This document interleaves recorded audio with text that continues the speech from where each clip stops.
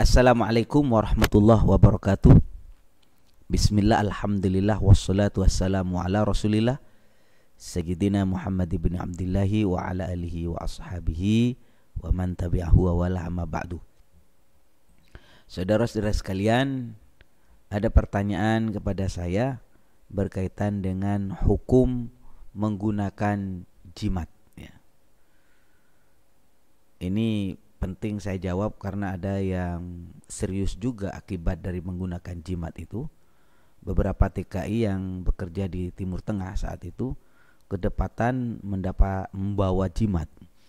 Akhirnya ditangkap sama pihak kepolisian di sana dan mereka dikenai hukuman mati. Ini informasi kan mengerikan karena setelah ditelusuri mengapa dihukum mati ya, karena dia telah menyebarkan kemusyrikan. Jadi jimat itu garis miring musyrik. Memang saudara-saudara sekalian, ada sebuah hadis yang diriwayatkan oleh Imam Ahmad menjelaskan man 'allaqa tamimatan faqad asyraka. Barang siapa memakai azimat atau jimat itu maka dia telah musyrik. Saudara-saudara sekalian, bahkan di dalam hadis yang lain disebutkan innar ruqa wat tamaim wat tawala syirkun. Sesungguhnya ruqyah, pengobatan dengan doa, dengan jimat, menggunakan tiwalah, yakni sejenis susu ya, adalah perbuatan syirik. Lah coba, ruqyah yang kita kenal itu juga syirik. Ini secara umum kan begitu hadisnya. Innar ruqa wat tamaim wat tawala syirkun. Sesungguhnya ruqyah, pengobatan dengan doa, memakai jimat, menggunakan tiwalah, syirik. Hadis riwayat Ahmad. Benar. Jadi ruqyah dan jimat memiliki beberapa persamaan. Di antaranya adalah menyebabkan kemusyrikan. Jadi keduanya itu sudah dilakukan di masa jahiliyah sebelum Nabi Muhammad ada, sebelum Rasulullah diutus. Itu yang namanya ruqyah, yang namanya jimat, ini sudah dipakai pada saat itu. Namun demikian, kesyirikan yang dimaksud saudara-saudara sekalian adalah kesyirikan karena ada sebuah keyakinan bahwa jimat itulah yang memberi kesembuhan. Jimat itulah yang bisa mengobati. Jimatlah yang akan mengganggu dia, melindungi dia dari berbagai macam gangguan setan dan lain sebagainya. Artinya mereka telah menyekutukan Allah dan menjadikan jimat seperti Tuhan. Ini persoalan mengapa dikatakan bahwasanya menggunakan ruqyah, jimat itu adalah syirik. Karena menjadikan itu semua sebagai Tuhan. Menganggap itulah yang memberi manfaat, memberi perlindungan. Namun demikian Rasulullah Shallallahu Alaihi Wasallam ini menjelaskan diperbolehkannya hal di atas. Boleh pakai jimat, boleh ruqyah, boleh selama tidak mengandung unsur syirik. Itu penjelasan Rasulullah. Kendati pun hadis di bawah ini hanya menyebut masalah ruqyah, namun sekali lagi pada hakikatnya antara ruqyah dan jimat memiliki kesamaan. Jadi hadis ini misalnya berbunyi kunna narqi fil jahiliyah. Kami ini di zaman jahiliyah itu meruqyah. Jadi menyembuhkan penyakit dengan doa. Faqulna ya Rasulullah, kami ini bertanya kepada Rasulullah, bagaimana kaifa tara fi dzalik? Bagaimana ini hukumnya ya Nabi? Faqala a'ridu alayya ruqaqakum. Coba bawa ke sini. Ruqyahnya kamu kayak apa sih bacanya?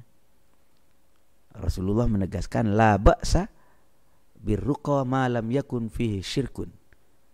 Enggak apa-apa kalau kamu meruqyah selagi ruqyahnya itu tidak ada unsur kemusyrikan. Ini akhrajahu Muslim nomor hadis 2200. Saudara-saudara sekalian, Rasulullah sendiri ya mempraktikkan meruqyah dirinya pada saat beliau sakit, meruqyah dirinya. Ini hadis rawahul Bukhari nomor hadis 5751, di mana ketika itu Sayyidina Aisyah radhiyallahu an kana yamfithu ala nafsihi, Rasulullah itu meniup kepada dirinya sendiri fi maradil ladzi qabida fihi bil muawadat, saat beliau itu sakit, di mana sakit beliau menyebabkan wafatnya saat itu. Beliau itu mohon kepada Allah dengan ayat-ayat Quran. Ya. Falamma saqala, ketika sakitnya sudah makin parah, maka kuntu ana amfithu alaihi bihinna, maka saya kemudian membacakan, kemudian saya tiupkan ke tangan Rasulullah, fa'amsahu biyadihi nafsihi bili barakatiha. Jadi Rasulullah ditiupkan ke tangannya, kemudian diusapkan kepada wajah beliau. Rawahul Bukhari. Ini hadis diriwayatkan oleh Imam Bukhari. Artinya Rasulullah pernah meruqyah dengan doa. Nah, dari sekian banyak hadis dalam masalah ini, ahlul hadis yang kita kenal dengan Amirul Mukminin fil hadis, yakni Al-Imam Al-Hafidz Ibnu Hajar, memberi kesimpulan bahwa poin utama dalam larangan tersebut adalah kesyirikan. Dan jika tidak ada unsur kesyirikan, maka ya tidak dilarang. Beliau berkata di dalam kitabnya, yakni Fathul Bari Ibnu Hajar juz 9 halaman 210.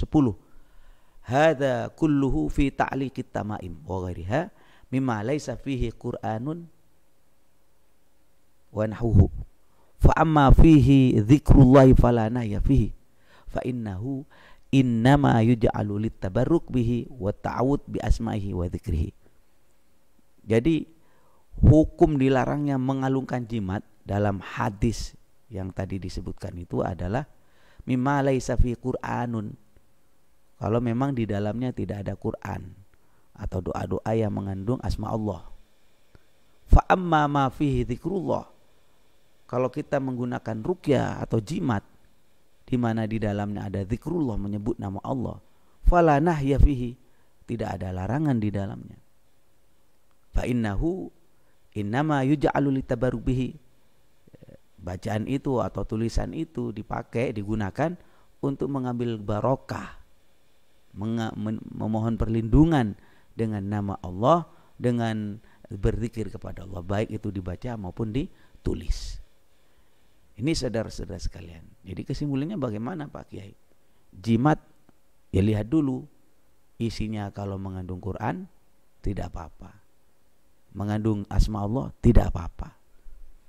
Tapi kalau mengandung kemusyrikan, mohon perlindungan kepada selain Allah misalnya, atau bahasanya tidak dikenal, jangan dipakai, karena bisa jatuh kepada kemusyrikan. Ini para jemaah sekalian, inilah mungkin yang bisa saya sampaikan, bahwa mari kita membiasakan diri untuk hati-hati mengucapkan kalimat kafir, musyrik kepada orang lain. Jangan sembarangan kita ngomong musyrik kepada orang lain. Orang pakai jimat musyrik, tunggu dulu, tunggu. Apalagi dia orang Islam ya.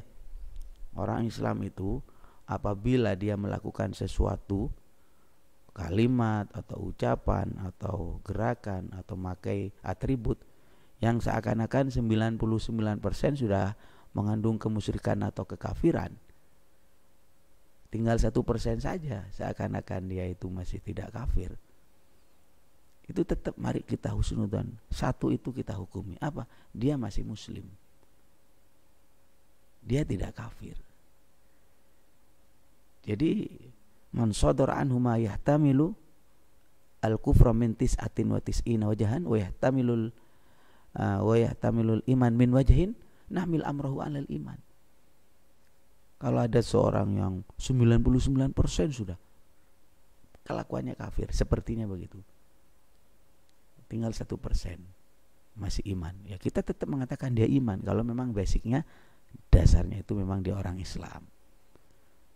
Karena kalau kita mengatakan ya kafir, itu kalimat kafirnya kembali kepada kita. Musyrik, musyriknya kepada kita nanti. begitu. Naudzubillah, mental kepada kita. Naudzubillah. Mudah-mudahan Allah selamatkan, kuatkan iman dan Islam kita, dan kita mendapatkan hidup ini dengan iman dan husnul khotimah. Demikian dari kami, mohon maaf. Assalamualaikum warahmatullahi wabarakatuh.